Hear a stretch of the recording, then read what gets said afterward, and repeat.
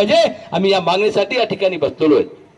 आमची दुसरी कुठली मागणी नाही। आता विधानसभेची निवडणूक नाही, आता लोकसभेची निवडणूक नाही, आम्हाला कुठल्या निवडणुकीच्या समोर या ठिकाणी जायचं नाहीये। आम्ही शेतकऱ्यांची मुलं आहेत, आम्ही संघर्ष करणारे मुलं आहेत, आम्ही कुठल्याही जातीवर या ठिकाणी मतदान मागत नाही। मैं अपनी जात काय मुझे वोट करो अशा पद्धतीचे सुद्धा आम्ही या ठिकाणी मत मागत नाही। आम्ही शेतकऱ्यांच्या प्रश्नावर या ठिकाणी तुमच्यासाठी या ठिकाणी संघर्ष करायला आम्ही या ठिकाणी रस्त्यावर बसलेलो आहेत।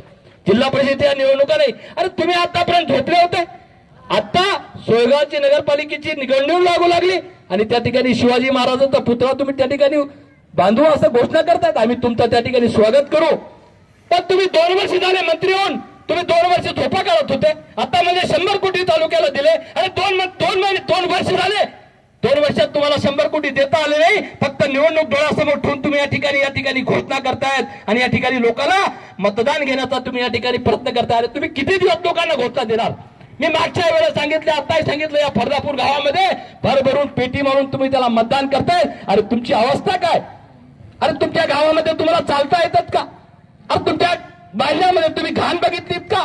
अरे तुम्हाला प्यायला पाणी भेटतं का? अरे तुम्हाला या ठिकाणी दवाखाना आहेत का? अरे 100 या ठिकाणी बोलू शकतो, इतके माझ्याकडे प्रश्न आहेत, पण फक्त तुम्ही जातीवर त्या ठिकाणी मतदान देण्याचं काम करताय। ते किती दिवस तुम्ही करणार? अरे 1 वर्ष केलं, पहिलं मारलं अपक्ष विमानाला, नंतर मारलं पंजाला, नंतर मारलं घड्याळीला, नंतर मारलं पंजाला, आता तर तुम्ही धनुष्य नावानं मारलंय।